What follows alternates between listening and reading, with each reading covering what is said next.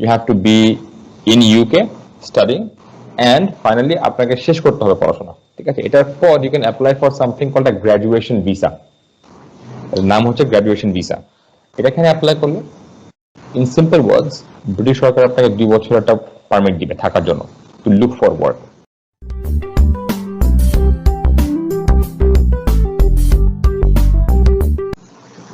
Assalamu alaikum everyone. Welcome to another video from Bright Life Consultancy. আমি ফারহান ইশরাক আহমেদ আজকে একটি নতুন ভিডিও নিয়ে এসেছি। আজকের ভিডিওর মূল উদ্দেশ্যটি হচ্ছে যারা ইউকে, ইউনাইটেড কিংডম অথবা যুক্তরাজ্যকে সিলেক্ট করতে যাচ্ছেন যে নেক্সট স্টাডি ডেস্টিনেশন, যারা ব্যাচেলার্স কিংবা মাস্টার্স করতে যেতে চাচ্ছেন, তাদের আশা করি এই ভিডিওটি অনেক প্রশ্নের উত্তর দিতে পারবে। তো আপনাদের কিছু কোয়েশ্চেনস যেগুলো আমাদের কাছে আসে ওগুলো নিয়ে আমরা আজকে ডিসকাস করব রেদওয়ান হাসানের সাথে। So Redwan Hasan, how are you? Thank you, Farhan. I'm doing fine, thank you. আমার মনে হয় আজকে ডিসকাশনটা কোয়াইট ফ্রুটফুল হবে, বিকজ আমরা ইউকে নিয়ে কথা বলবো, which is a very popular destination আমাদের স্টুডেন্টদের জন্য। সো আই হোপ স্টুডেন্টদের যেসব কোয়েশ্চেনস ডাউটস থাকবে আশা করি এই ভিডিও থেকে আমরা ক্লারিফাই করতে পারবো, because very soon enough application শুরু হচ্ছে ইউকেতে। সো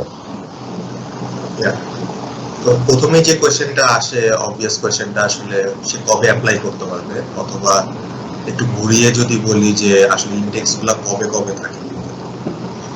বেসিক্যালি 3টা ইনটেক্স থাকে নরমালি। আপনার অটম যেটা সেপ্টেম্বরে শুরু হয়, সেকেন্ড হচ্ছে স্প্রিং এ যেটা জানুয়ারিতে শুরু হয়, আর কিছু কিছু জায়গায় সামারেও থাকে যেটা আপনার লেটস সে জুন জুলাইয়ের দিকে শুরু হয়, but that's a smaller semester আর কি। সো 3টা ইন জেনারেল। আর হচ্ছে ইনটেক্সের জন্য অ্যাপ্লিকেশন আপনাকে ডেফিনেটলি কয়েক মাস আগে করতে হয়, আর যদি আপনি ইন্টারন্যাশনাল স্টুডেন্ট হয়ে থাকেন, which we are as Bangladeshis, তাহলে আপনাকে আরেকটু আগে করতে হবে। সো ধরেন যে if you want to go for September, সেই ক্ষেত্রে হয়তো আপনাকে সেপ্টেম্বর অক্টোবর থেকে শুরু করতে হবে, and the deadline is probably February মার্চের কাছাকাছি, যেন that gives you sufficient time to apply for the visa and all that stuff. Same for spring, হয়তো 6-7 মাস 8 মাস আগে থেকে অ্যাপ্লাই করতে হবে। সামার ক্ষেত্রেও সেম। হাউএভার যারা ইন্টারন্যাশনাল স্টুডেন্ট, আমাদের মতো বাংলাদেশ থেকে যারা যাচ্ছে স্টুডেন্টরা, তারা নর্মালি আপনার প্রাইমারিলি তারা অটম সেমেস্টারে যায়, which is in September.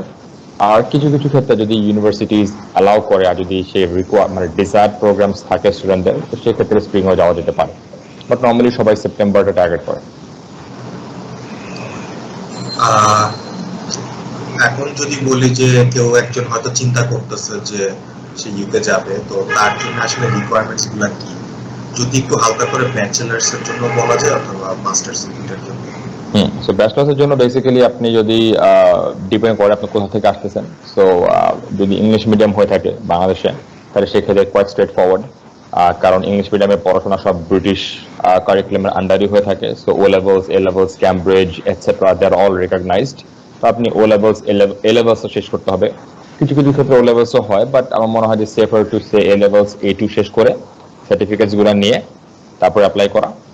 That will directly grant you access to the bachelor's program, given যে আপনার যে কোর্সে আপনি অ্যাপ্লাই করতে চাচ্ছেন, যে ডিগ্রিতে অ্যাপ্লাই করতে চাচ্ছেন, ওটার সাথে লাইন কানেকশন রেখে আপনার সিমিলার মানে এ লেভেলের কোর্সেসও আছে।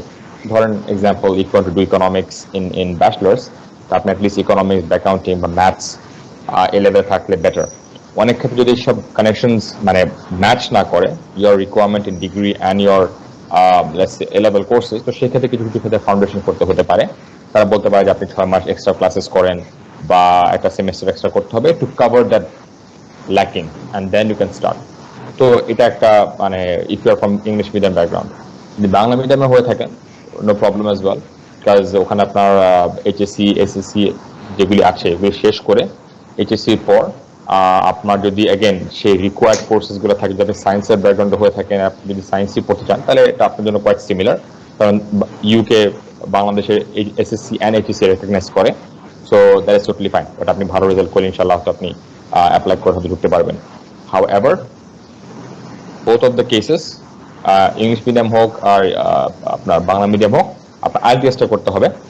যদিও আপনি বলতে পারেন যে আমি ইংলিশ মিডিয়ামে পড়লে আমার কেন আরটিএস লাগবে, এটা কোয়েশ্চেন হতে পারে, বাট রিগার্ডলেস এটা আপনার ভিসার জন্য ভেরি ইম্পর্টেন্ট।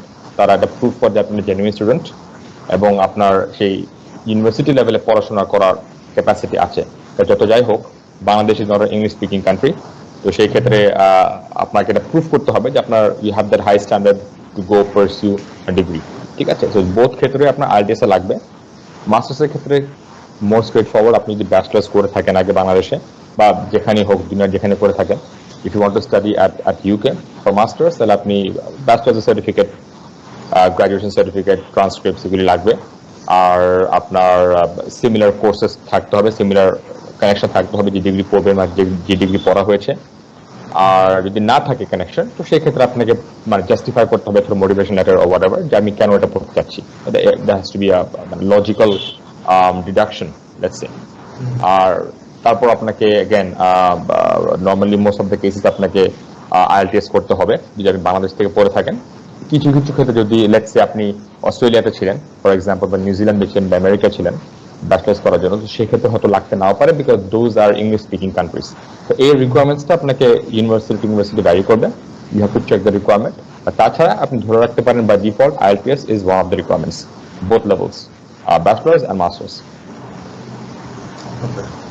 সো আরেকটা যেটা ইম্পর্টেন্ট কোয়েশ্চেন, যে অনেকেই শুনে থাকে UK can be a little expensive, but আসলে কতটুকু এক্সপেন্সিভ হয়ে থাকে এটা টিউশন ফিস, আই নো এটা ইউনিভার্সিটি টু ইউনিভার্সিটি এবং প্রোগ্রামস টু প্রোগ্রামস ভ্যারি করে, বাট একটা রেঞ্জ অফ ফিস যদি দেওয়া যায় যে পার ইয়ার কিরকম খরচ পড়ে অথবা টোটাল কিরকম খরচ পড়ে, এবং স্কলারশিপের কি কোনো অপরচুনিটি আছে কিনা? সেখানে দুটো কোয়েশ্চেন, একটা হচ্ছে টিউশন ফিজ, একটা হচ্ছে scholarship. So let's start with tuition fee. তো টিউশন ফিজের ক্ষেত্রে হ্যাঁ, ইউকে ইজ অ্যাকচুয়ালি এক্সপেন্সিভ, এটা ট্রু, বিকজ পাউন্ডের ভ্যালু অনেক। সো বাংলাদেশ থেকে per pound is $116 as of today's rate, so that is very high. তো সেই ক্ষেত্রে এখন আপনার টিউশন ফি যেটা হয় সেটা ডিপেন্ড করবে আপনার কত বছর আপনার ডিগ্রি সেটার উপর। তো ইউকে হচ্ছে আপনার বেসিকে যদি মাস্টার্স পড়তে যান, ব্যাচলার্স পড়তে যান ফর এক্সাম্পল, তাহলে আপনার দুই টাইপ অফ ডিগ্রি থাকে। একটা হচ্ছে নর্মাল ডিগ্রি, যেটা আপনার 3 বছরের হয়ে থাকে এবং this is the predominant one, majority. আর কিছু কিছু ক্ষেত্রে আপনার bachelor plus 1 year of honours থাকে, তো এটাকে বলা হয় অনার্স। তো ইটস 4 ইয়ার্স ডিগ্রি। ঠিক আছে, তো সেই ক্ষেত্রে আপনার 4 বছরের মানে কোর্স ফি পে করতে হবে। সো ইট ডিপেন্ডস আপনি কোনটা নিচ্ছেন, but that is a different discussion. তারপরে যদি 3 বছরেরই ধরি, which is default, which is the standard one, সেই ক্ষেত্রে আপনার range of tuition fee can be between £10,000 per year to somewhat like £40,000 per year. ওখানে £40,000 can be very expensive of course, because এটা হয়তো আপনার বড় বড় very well known universities যেগুলা, সেখানে এটা হতে পারে, but others will be between 10,000 to £30,000 per year for international student. ঠিক আছে, এবং যেহেতু একটা পাউন্ড হচ্ছে $116, আপনি when you're talking about £10,000, you're talking about almost maybe 11 lakhs 12 lakhs টাকা per year. ঠিক আছে, এটা bachelor's যে master's যে kind of similar range, depends on which university, what is the location, and what is the degree. ঠিক আছে, so that is your range. হ্যাঁ, তো বাংলা টাকায় বলতে গেলে 10 লাখ থেকে 40 lakh per year. Okay, and then you have to add how many years. Masters করতে গেলে একটু কম ডেফিনেটলি, বিকজ মাস্টার্স ওখানে 1 বছর হয়ে থাকে ইউকেতে, নর্মালি 95% অফ দ্য কেসেস তাই হয়। সেক্ষেত্রে হয়তো আপনাকে একটু কম পে করতে হতে পারে 10-12 লাখস, প্লাস আপনার লিভিং এক্সপেন্স তো আছেই। নাও কামিং টু লিভিং এক্সপেন্সেস, এখানে আপনার ব্রিটিশ সরকার আপনাকে 20 ঘন্টা কাজ করার জন্য পারমিশন দিবে লিগালি পার উইক, এবং আপনি যদি মানে লেটস সে আপনি যদি hypothetically speaking আপনি 20 ঘন্টায় কাজ করে থাকেন, which is আমার মতে it is impossible, it's difficult, because আপনার পড়াশোনা এবং অন্যান্য কমিটমেন্ট থাকবে। বা ধরেন hypothetically আপনি 20 ঘন্টায় কাজ করলেন, তো সেই ক্ষেত্রে আপনার আর্নিং হতে পারে অ্যারাউন্ড $8-9 থেকে $15-20 as well. তো that range is also high. ধরেন ফর এক্সাম্পল লন্ডনে গেলে হয়তো একটু বেশি পাওয়া যাবে, সেন্ট্রাল সিটি, বেশি বিজনেস, বেশি ডিমান্ড।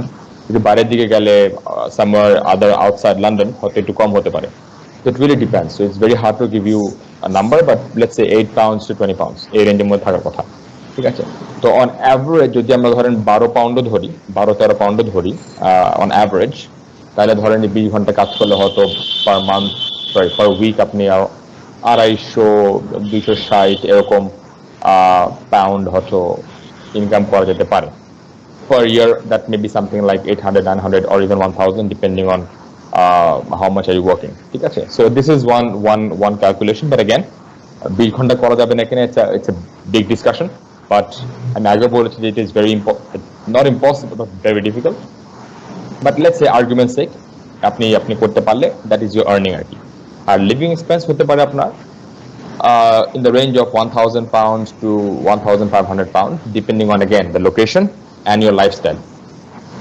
Okay, so এখন মানে I know for a fact that British government যখন আপনি ভিসার জন্য অ্যাপ্লাই করবেন, if the university is in London, then আপনাকে হতে around 1,200 or 1,300 pound দেখাতে হতে পারে per month for visa. Okay, আর যদি আপনি লন্ডনের বাইরে করেন, it is around 1,080, 1,090, if I'm not wrong. So ধরে রাখতে পারেন 1,000 আপনাকে bare minimum দেখাতেই হবে per month. ঠিক আছে, for the visa, exactly. So that is expensive. 1,000 মানে simply 1 লাখ টাকা, 1,10,000 টাকা per month. যদি আমি সেই এক্সচেঞ্জ রেটটা ধরি, which means এক বছরে যদি আপনি মাস্টার্স করতে যান, ফর এক্সাম্পল 1 বছরের ডিগ্রি, তো আপনি 12 মাসে, not 12 মাস, বাট 10 মাসে হচ্ছে আপনার অ্যারাউন্ড 10 লাখ টাকা, কারণ সামার তো ক্লাস হচ্ছে না, 10 লাখ টাকা প্লাস আপনার টিউশন ফি ধরেন যদি I don't know 20,000 pounds হয়, তাহলে ওখানে 20 লাখ টাকা। So you're looking at 30 lakhs taka per year for a master's on average. Again, it's a very generic figure because tuition fee will change from place to place, but you get the idea. So overall, yes, living expenses 1,000 pounds bare minimum in UK. এখন after this you have the scholarship. The scholarship এর ক্ষেত্রে যেটা হয়, হ্যাঁ, there are scholarships.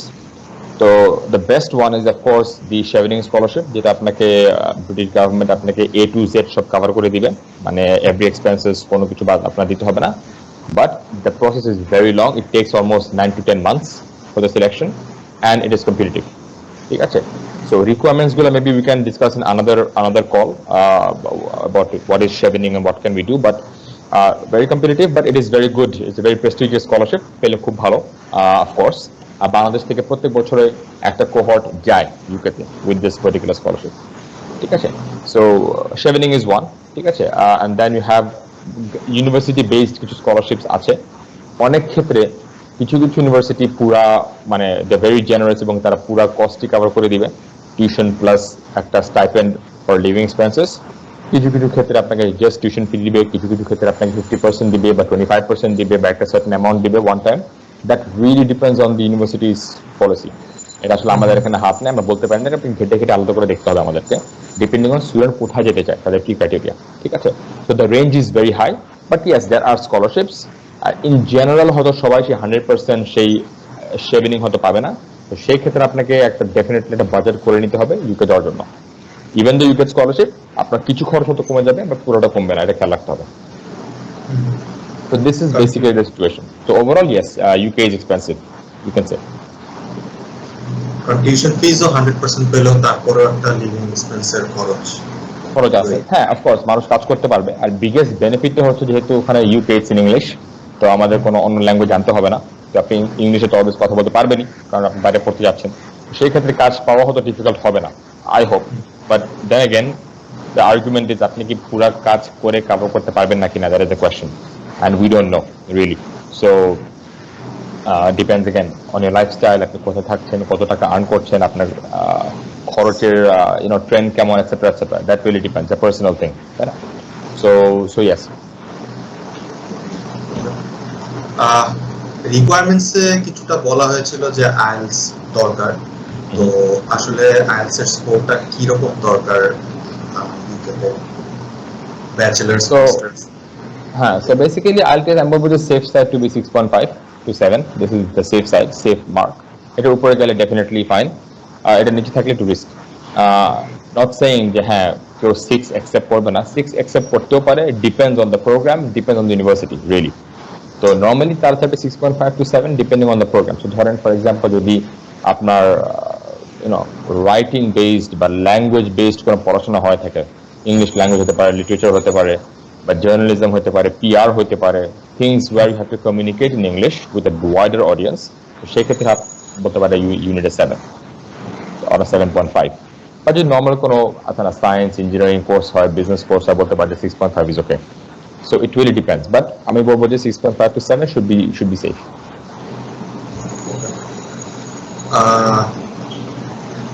একটা মানে বাজ word অথবা চলছে যে পোস্ট স্টাডি ওয়ার্ক পারমিট ইউকেতে, তো এটা নিয়ে অনেক আলোচনা চলছে আমাদের দেশে এবং অন্যান্য জায়গায়, যে ইউকে আসলে তার ওখানে আপনি যদি পড়াশোনা করেন এবং করার পরে আপনি 2 বছর কাজ করার একটা পারমিট পাবেন।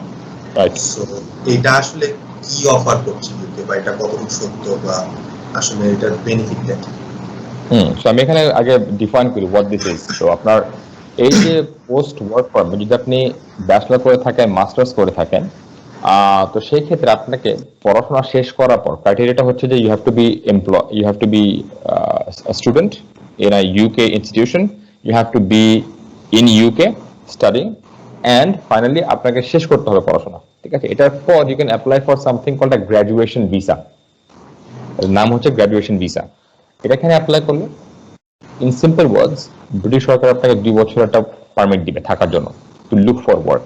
ঠিক আছে, এখন তারা বলে দিয়েছে যে এই যে 2 বছর আপনাকে দিবে, এটার মধ্যে আপনি you can do whatever you want.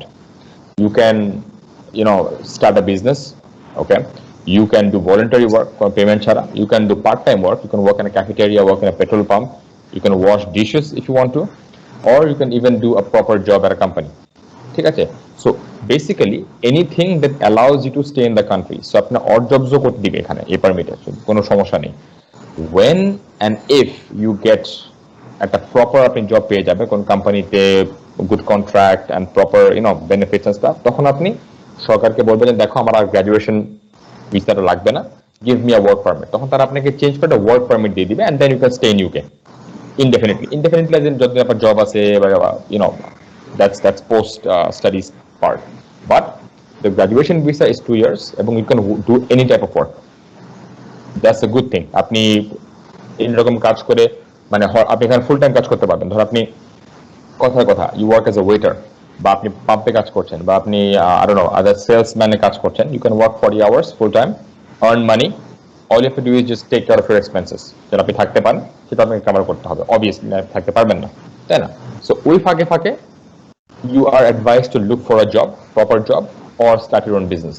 যখন সেটা আপনার হয়ে যাবে, you change your visa to work permit, proper work permit of UK, and then you stay. যদি আপনার সেটা না হয়, তাহলে 2 বছর পর you have to leave the country. This is the 2-year post work permit topic আর কি in short. আর যদি আপনি পিএইচডি স্টুডেন্ট হয়ে থাকেন, let's see you are PhD candidate, you graduated, you got your doctorate degree, সেই ক্ষেত্রে আপনাকে 3 বছর দিবে। ব্যাচেলর মাস্টার্স হলে 2 বছর, পিএইচডি হলে 3 বছর। The rules are the same. ওটা পিএইচডি করার পরে 3 বছর, কারেক্ট। আর যদি ব্যাচেলর্স আর মাস্টার্স করা থাকে তাহলে 2 বছর। মোটামুটি আমাদের সব কমন কোয়েশ্চেন্স গুলাই শেষ।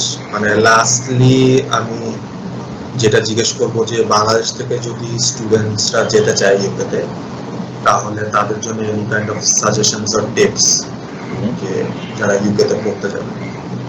আমি বলবো যে from my experience of being in Europe, UK is a nice place to be. আমি ইউকেতে গিয়েছি, কয়েকবার আমার যাওয়া হয়েছে। লন্ডনে I like the place, like the people, very friendly, ওয়েদারটা ভালো, লট অফ কমিউনিটিজ আমাদের বাংলাদেশ থেকে ওখানে পাওয়া যাবে। সো আমার মনে হয় যে ওখানে অ্যাডাপ্ট করতে সমস্যা হবে না। So don't worry about that, but do be concerned about of course একটা ভালো ইউনিভার্সিটিতে ঢোকার চেষ্টা করা, কারণ অনেক টাইপ অফ ইউনিভার্সিটিজ আছে, কলেজেস আছে, চিপা ইউনিভার্সিটি আছে, ওগুলি বাদ দিয়ে লুক ফর প্রপার ইউনিভার্সিটিস, এটা আমার সাজেশন হবে। ঠিক আছে, অ্যান্ড ফাইন্যান্স তো given as I said UK is expensive, আপনাকে অ্যাটলিস্ট খুব কম হলেও 20 থেকে 30 লাখ টাকা হয়তো at the bear minimum invest করতে হতে পারে। তো সেই ক্ষেত্রে আপনি কিভাবে এটাকে অ্যারেঞ্জ করবেন, এটা আপনার একটা চিন্তা করার বিষয় আর কি, ডিপেন্ডিং অন আপনি ব্যাচেলর যাচ্ছেন নাকি মাস্টার যাচ্ছেন। ঠিক আছে, so this is something to take care of. আপনি যদি এটাকে ইনভেস্ট করতে পারেন, তারপর ওখানে যে আপনি পার্ট টাইম কাজ করেন, কিছু খরচ আপনার কমিয়ে নিলেন, দ্যাটস এ ডিফারেন্ট থিং, এটা যাওয়ার পর। বাট সেই প্ল্যান করে আপনি আগে যেতে পারবেন না, কারণ আপনি জানেন না আপনি কোথায় কাজ করবেন, কত টাকা আর্ন করবেন, you don't know. So be ready to have some finances.